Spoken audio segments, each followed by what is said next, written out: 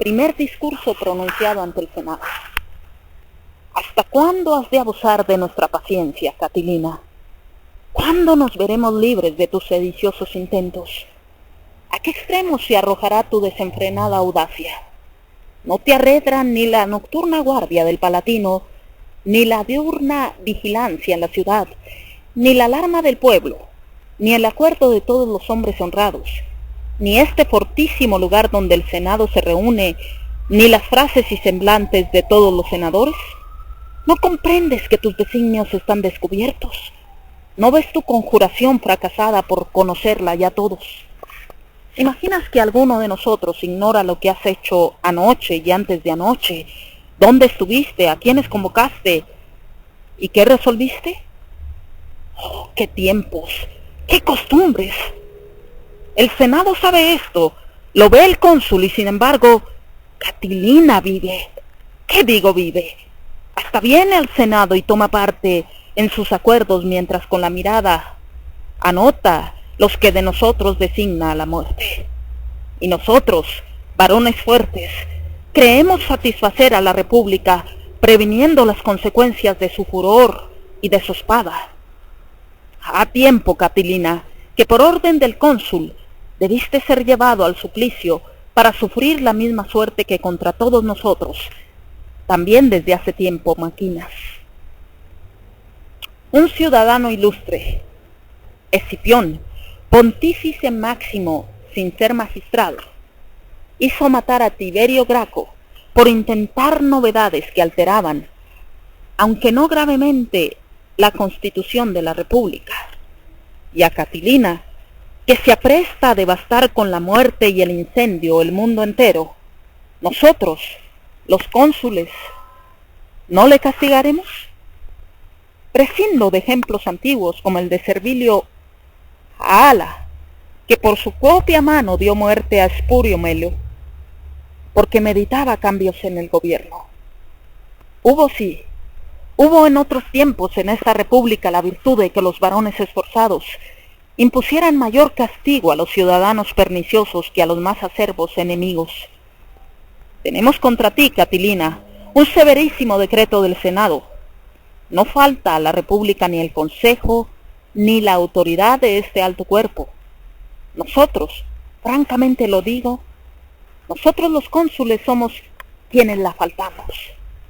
En pasados tiempos, decretó un día el Senado que el cónsul Opimio cuidara de la salvación de la República, y antes de anochecer había sido muerto Cayo Graco, por sospechas de intentos sediciosos, sin que le valiese la fama de su padre, abuelo y antecesores, y había muerto también el consular M. Fulvio, con sus hijos. Idéntico decreto confió a los cónsules Cayo Mario y L. Valerio la salud de la República. Transcurrió un solo día sin que la vindicta pública se cumpliese con la muerte de Saturnino, tribuno de la plebe, y la del pretor Cayo Servilio, y nosotros, senadores, dejamos enmohecer en nuestras manos desde hace 20 días la espada de vuestra autoridad. Tenemos también un decreto del Senado, pero archivado, como espada metida en la vaina. Si cumpliera ese decreto, morirías al instante, Catilina. Vives, y no vives para renunciar a tus audaces intentos, sino para insistir en ellos. Deseo, padres conscriptos, ser clemente. Deseo también, en peligro tan extremo de la República, no parecer débil. Pero ya condeno mi inacción, mi falta de energía. Hay acampado en Italia, en los desfiladeros de Etruria, un ejército dispuesto contra la República. Crece día por día el número de los enemigos. El general de ese ejército, el jefe de esos enemigos, está dentro de la ciudad, y hasta le vemos dentro del Senado maquinando sin cesar algún daño interno a la República. Si ahora ordenara que te prendieran y mataran, Catilina, creo que nadie me tachase de cruel, y temo que los buenos ciudadanos me juzgaran tardío. Pero lo que a tiempo debía hacer por importantes motivos, no lo realizo todavía. Morirás, Catilina, cuando no se pueda encontrar ninguno tan malo, tan perverso, tan semejante a ti, que no confiese la justicia de tu castigo. Mientras quede alguien que se atreva a defenderte, vivirás, pero vivirás como ahora vives, rodeado de muchos y seguros vigilantes para que no puedas moverte contra la República, y sin que lo adviertas, habrá como hasta ahora muchos ojos que miren cuanto hagas y muchos oídos que escuchen cuanto digas. ¿A qué esperar más, Catilina? Si las tinieblas de la noche no ocultan las nefandas juntas, ni las paredes de una casa particular contienen los clamores de la conjuración. Si todo se sabe, si se publica todo, cambia de propósitos, créeme. No pienses en muertes y en incendios. Cogido como estás por todos lados, tus designios son para nosotros claros como la luz del día, y te lo voy a demostrar. ¿Recuerdas que el 21 de octubre dije en el Senado que en un día fijo, 6 antes de las calendas de noviembre, se alzaría en armas Cayo Malio, secuaz y ministro de tu audacia? Me equivoqué, Catilina, no solo en un hecho tan atroz, tan increíble, sino en lo que es más de admirar, en el día. Dije también en el Senado que habías fijado el 5.º día antes de dichas calendas para matar a los más ilustres ciudadanos romanos, muchos de los cuales se ausentaron de Roma, no tanto para salvar la vida como por impedir la realización de tus intentos. ¿Negarás acaso que aquel mismo día, cercado por las guardias que mi diligencia te había puesto, ningún movimiento pudiste hacer contra la República, y decías que, aun cuando los demás se habían ido, con matarme a mí, que había quedado, te dabas por satisfecho? ¿Qué más? Cuando confiabas apoderarte de Preneste, sorprendiéndola con un ataque nocturno el mismo día de las calendas de noviembre, ¿no advertiste las precauciones por mí tomadas para asegurar aquella colonia con guardias y centinelas? Nada haces, nada intentas, nada piensas que yo no oiga o vea o sepa con certeza. Recuerda conmigo lo de la noche pasada. Ya comprenderás que es mayor mi vigilancia para salvar la República que la tuya para perderla. Aludo a la noche en que fuiste entre falcarios. Hablaré sin rebozo. A casa de Emeleca, donde acudieron muchos cómplices de tu demencia y tu maldad. ¿Te atreves a negarlo? ¿Por qué callas? Si lo niegas, te lo probaré. Aquí en el Senado estoy viendo a algunos de los que contigo estuvieron. Oh, dioses inmortales, ¿entre qué gentes estamos? ¿En qué ciudad vivimos? ¿Qué república tenemos? Aquí están entre nosotros, padres conscriptos, en este consejo, el más sagrado y augusto del orbe entero, los que meditan acabar conmigo y con todos vosotros, y con nuestra ciudad, y con todo el mundo. Los estoy viendo, yo, el cónsul, y les pido su parecer sobre los negocios públicos, y cuando conviniera acabar con ellos a estocadas, ni aun con las palabras se les ofende.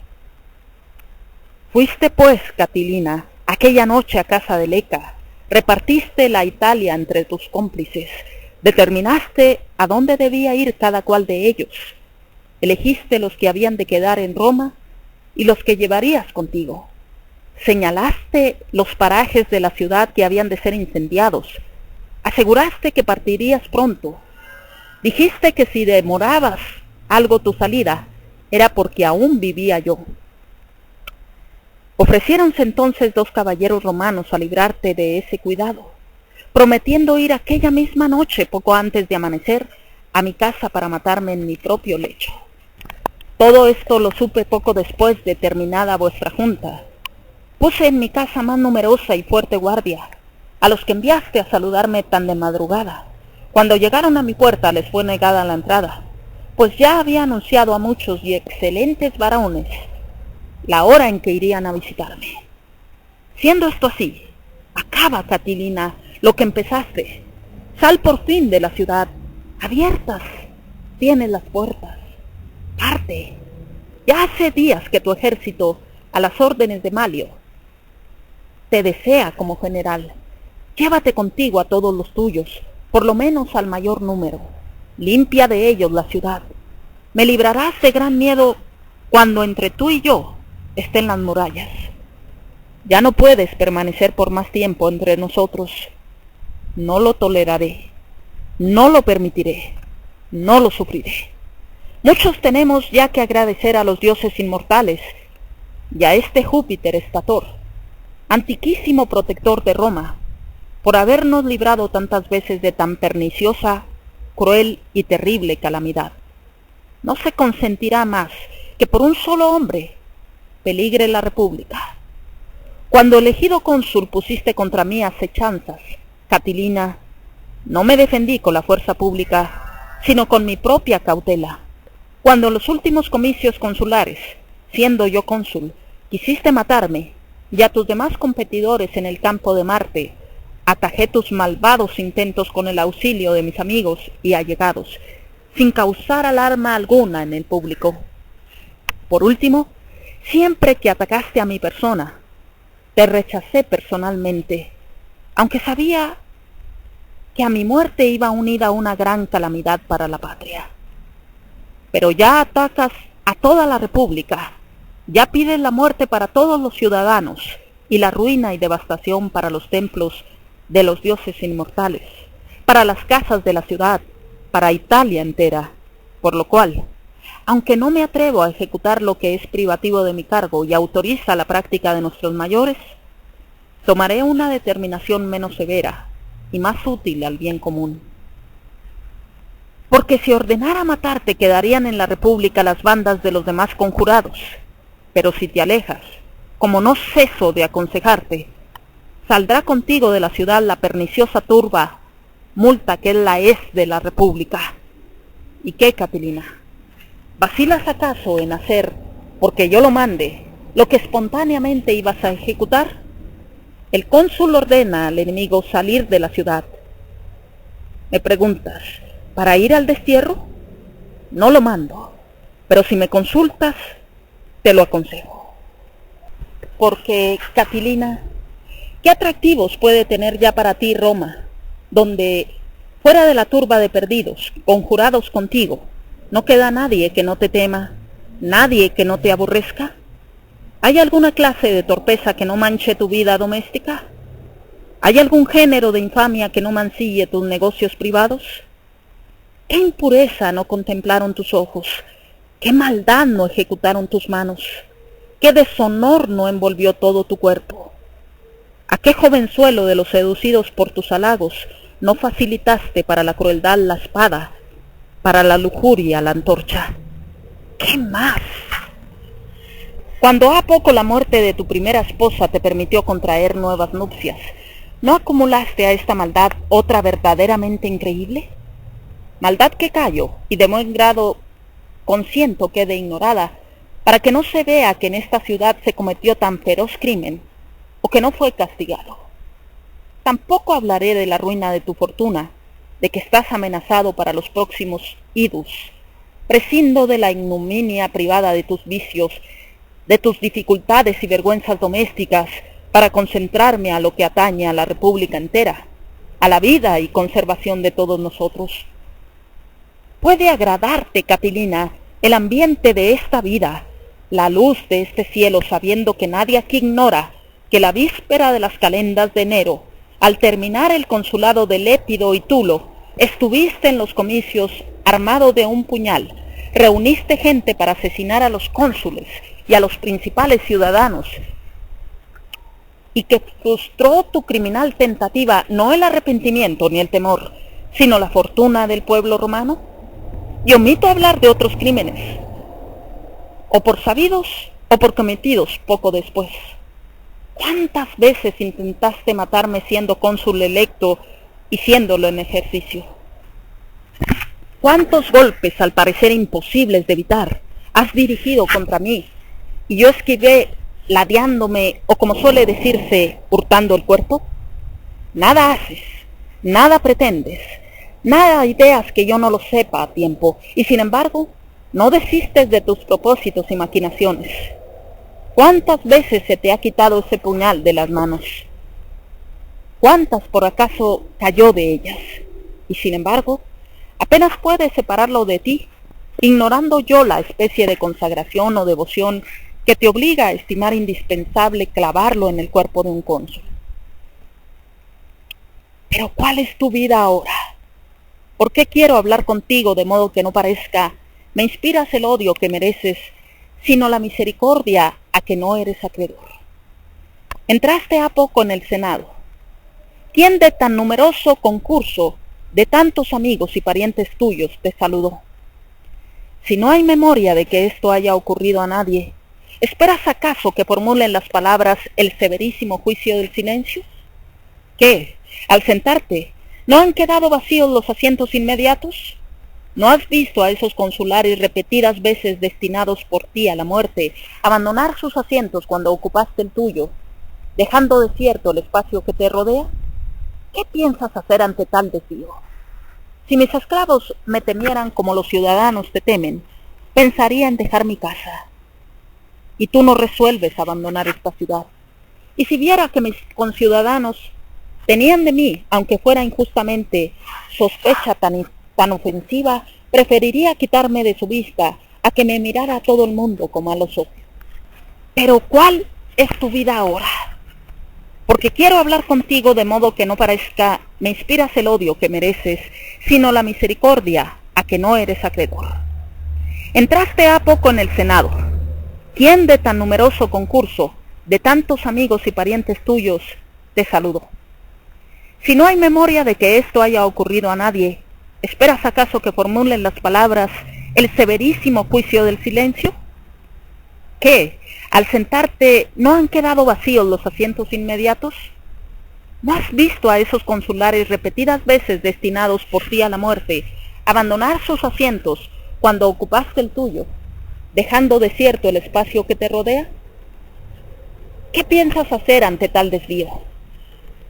Si mis esclavos me temieran como los ciudadanos te temen, pensaría en dejar mi casa, y tú no resuelves abandonar esta ciudad. Y si viera que mis conciudadanos tenían de mí, aunque fuera injustamente, sospecha tan ofensiva, preferiría quitarme de su vista a que me mirara todo el mundo con malos ojos. Y tú, que por la conciencia de tus maldades sabes el justo odio que a todos inspiras, muy merecido desde hace tiempo, ¿vacilas en huir de la vista y presencia de aquellos cuyas ideas y sentimientos ofendes? Si tus padres te temieran y odiaran, y no pudieras aplacarles de modo alguno, creo que te alejarías de su vista. Pues la patria, madre común de todos nosotros, te odia y te teme, y a tiempo sabe que solo piensas en su ruina. No respetarás su autoridad, ni seguirás su dictamen, ni te amedrentará su fuerza. A ti se te dirige, Catilina, y callando te dice: ninguna maldad se ha cometido desde hace años de que tú no seas autor, ningún escándalo sin ti, libre e impunemente. Tú solo mataste a muchos ciudadanos y dejaste y saqueaste a los aliados. Tú no solo has despreciado las leyes y los tribunales, sino los hollaste y violaste. Lo pasado, aunque insufrible, lo toleré como pude. Pero el estar ahora amedrentada por ti solo y a cualquier ruido temer a Catilina, ver que nada puede intentarse contra mí que no dependa de tu aborrecida maldad, no es tolerable. Vete pues, y líbrame de este temor, si es fundado, para que no acabe conmigo, si inmotivado, para que alguna vez deje de temer. Si, como he dicho, la patria te habla en estos términos, ¿no deberás atender su ruego, aunque no pueda emplear contra ti la fuerza? ¿Qué significa el haberte entregado tú mismo para estar bajo custodia? ¿Qué indica el que tú mismo dijeras que, para evitar malas sospechas, querías habitar en casa de M. Lépido, y que, por no ser recibido en ella, me pidieses te admitiera en la mía? Te respondí que no podía vivir contigo, dentro de los mismos muros, puesto que, no sin gran peligro mío, vivamos en la misma ciudad y entonces fuiste al pretor Quinto Mételo, y rechazado también por éste, te fuiste a vivir con tu amigo el dignísimo M. Marcelo, que te pareció sin duda el más diligente para guardarte, el más sagaz para descubrir tus proyectos y el más enérgico para reprimirlos. Pero, ¿crees que debe estar muy lejos de la cárcel quien se ha juzgado a sí mismo digno de ser custodiado? Siendo esto así, Catilina, y no pudiendo morir aquí tranquilamente, ¿dudas en marcharte a lejanas tierras para acabar en la soledad una vida tantas veces librada de justos y merecidos castigos? Propon al Senado, dices, mi destierro, y aseguras que, si a los senadores parece bien decretarlo, obedecerás. No haré yo una propuesta contraria a mis costumbres, pero sí lo necesario para que comprendas lo que los senadores opinan de ti. Sal de la ciudad, Catilina, libra a la república del miedo, vete al destierro, si lo que esperas es oír pronunciar esta palabra. ¿Qué es esto, Catilina? Repara, advierte el silencio de los senadores, consienten en lo que digo y callan. ¿A qué esperas la autoridad de sus palabras si con el silencio te dicen su voluntad? Si lo que te he dicho lo dijera a este excelente joven, P. Sextio, a este esforzado varón, M. Marcelo, a pesar de mi dignidad de cónsul, a pesar de la santidad de este templo, con perfecto derecho me hiciera sentir el Senado su enérgica protesta. Pero lo oye decir de ti, y permaneciendo tranquilo, lo aprueba, sufriéndolo, lo decreta, callando, lo proclama. Y no solamente te condenan estos, cuya autoridad debe serte, por cierto, muy respetable, cuando tan en poco tienes sus vidas, sino también aquellos ilustres y honradísimos caballeros romanos, y los esforzados ciudadanos que rodean el Senado, cuyo número pudiste ver hace poco y comprender sus deseos y oír sus voces, cuyos brazos armados contra ti estoy conteniendo, y a quienes induciré fácilmente para que te acompañen hasta las puertas de esta ciudad que proyectas asolar. ¿Pero qué estoy diciendo? ¿Haber algo que te contenga? ¿Ser tú capaz de enmienda? ¿Esperar que voluntariamente te destierres? Ojalá te inspirasen los dioses inmortales tal idea. Veo, sin embargo, si mis exhortaciones te indujeran a ir al destierro, la tempestad de odio que me amenaza, si no ahora, por estar fresca la memoria de tus maldades, en lo porvenir. Poco me importa con tal que el daño solo a mí alcance y no peligre la república, pero en vano se esperará que te avergüences de tus vicios, que temas el castigo de las leyes, que cedas a las necesidades de la república, porque a ti, Catilina, no te retrae de la vida licenciosa la vergüenza, ni del peligro el miedo, ni del furor la razón, por lo cual, como repetidamente te he dicho, vete, y si, cual dices, soy tu enemigo, excita contra mí el odio, yendo derecho al destierro. Apenas podré sufrir las murmuraciones de la gente si así lo haces, apenas soportar el enorme peso de su aborrecimiento, si por mandato del cónsul vas al destierro.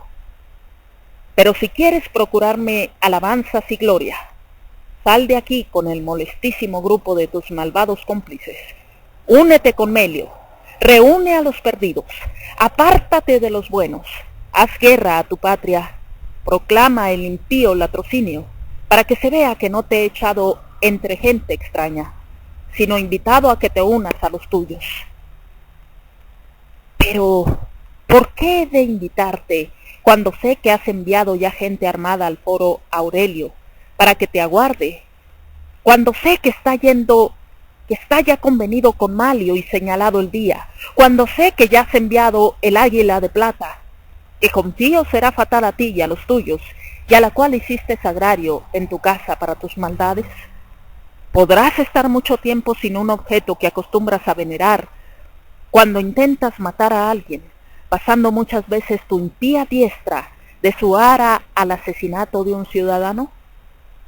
Irás por fin a donde te arrastra tu deseo desenfrenado y furioso, que no te ha de causar esto pena sino increíble satisfacción. Para tal demencia te produjo la naturaleza, te amaestró la voluntad y te reservó la fortuna. Nunca deseaste, no digo la paz ni la misma guerra, como no fuese una guerra criminal. Has reunido un ejército de malvados, formado de gente perdida, sin fortuna, hasta sin esperanza. ¡Qué contento el tuyo! ¡Qué transportes de placer! ¡Qué embriaguez de regocijo! Cuando en el crecido número de los tuyos no oigas ni veas su nombre de bien. Para dedicarte a este género de vida, te ejercitaste en los trabajos, en estar echado en el suelo, no solo a fin de lograr los estupros, sino también otras maldades, velando por la noche para aprovecharte insidiosamente del sueño de los maridos o de los bienes de los incautos.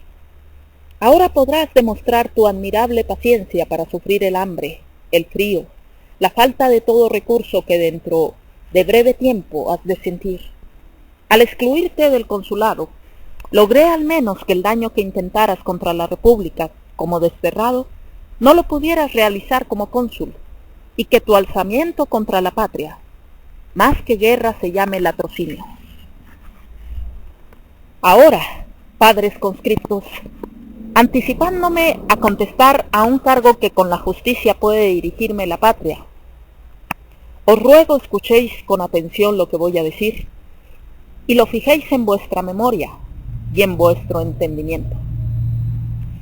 Si mi patria, que me es mucho más cara que la vida, si toda Italia, si toda la República dijera: Marco Tulio, ¿qué haces?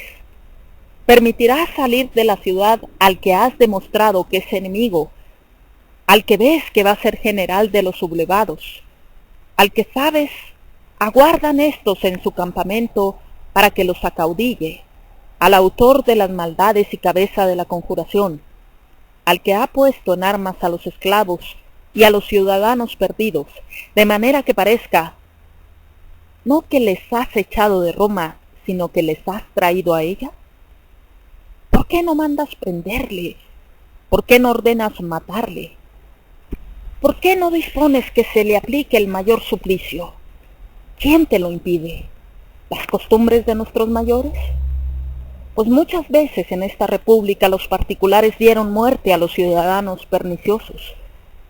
Las leyes relativas a la imposición del suplicio a los ciudadanos romanos, jamás en esta ciudad conservaron derecho de ciudadanía los que se sustrajeron a la obediencia de la república. ¿Temes acaso la censura de la posteridad? Buena manera de mostrar tu agradecimiento al pueblo romano, que siendo tú conocido únicamente por tu mérito personal, sin que te recomendase el de tus ascendientes, te confirió tan temprano el más elevado cargo, eligiéndote antes para todos los que sirven de escala. ¿Será abandonar la salvación de tus conciudadanos por librarte del odio o por temor a algún peligro? Y si temes hacerte odioso, ¿es menor el odio engendrado por la severidad y la fortaleza que el producido por la flojedad y el abandono?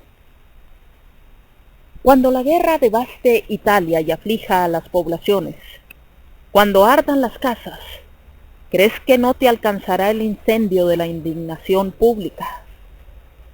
A estas sacratísimas voces de la patria y a los que en su conciencia opinan como ella, responderé brevemente. Si yo entendiera, padres conscriptos, que lo mejor en este caso era condenar a muerte a Catilina, ni una hora sola de vida concediera a ese gladiador.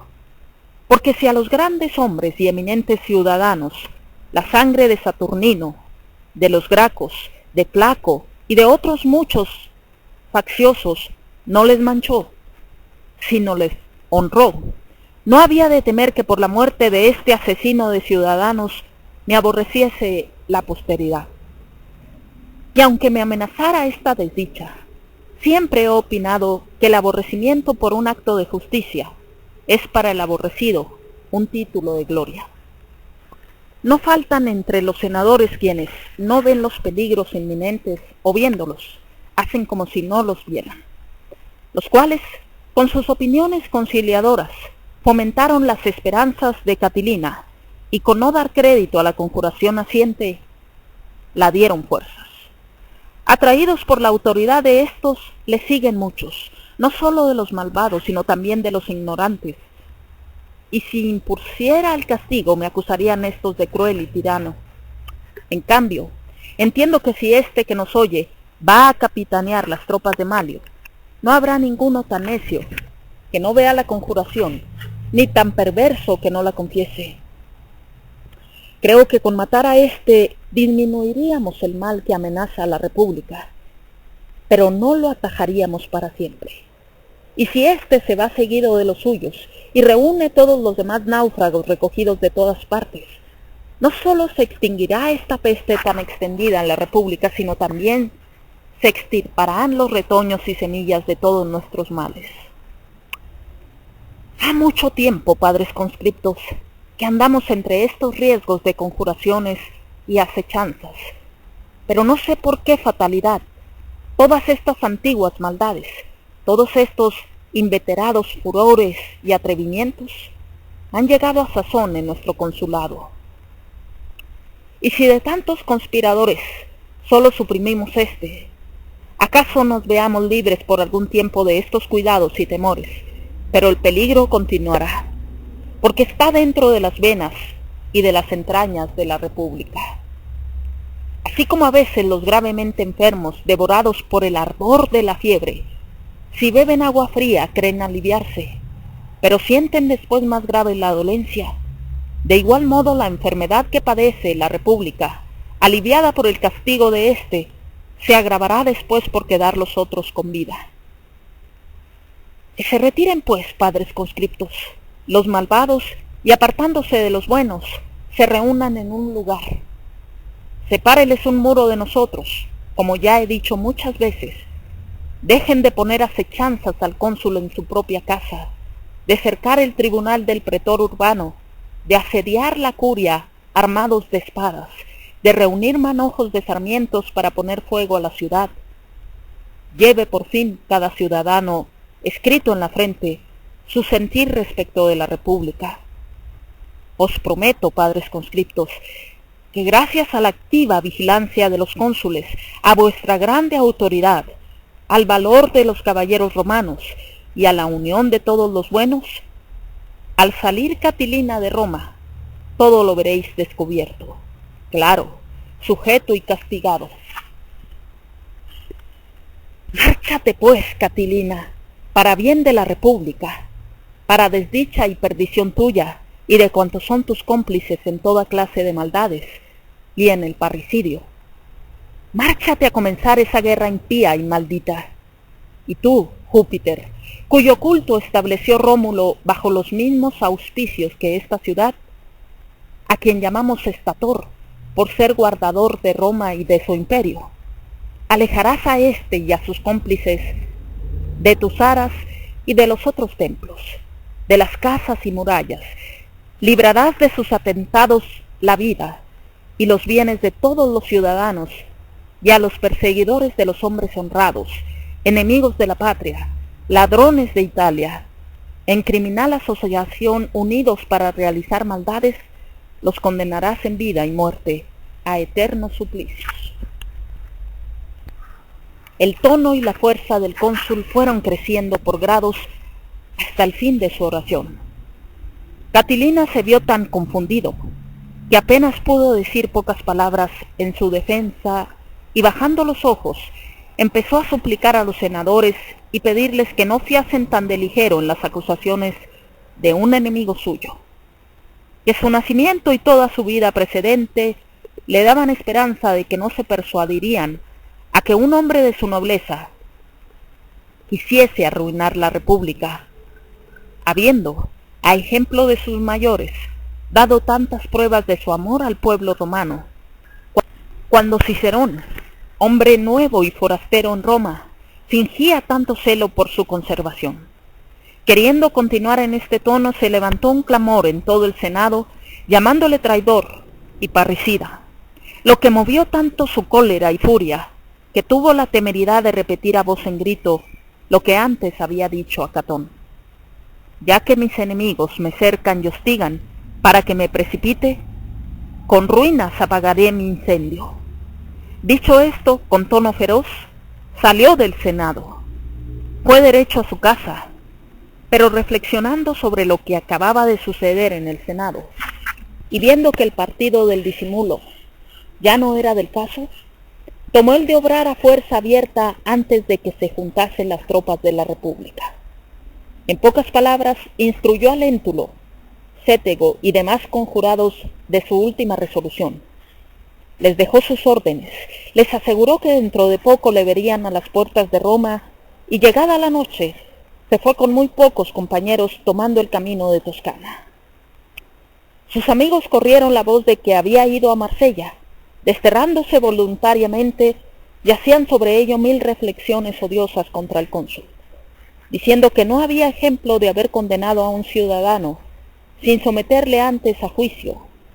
Pero Cicerón les dejaba decir por estar seguro de lo que él había manifestado, y no podía dudar que se dirigía al ejército de Malio, a donde había enviado delante gran cantidad de armas con varias insignias militares y un águila de plata que guardaba con gran superstición porque había servido a Mario en la guerra contra los imbros. No obstante, para disipar las malas impresiones de estas voces, convocó al pueblo en el foro con pretexto de informarle de lo que había pasado el día antes en el Senado y de las circunstancias de la fuga de Catilina, y pronunció el siguiente discurso.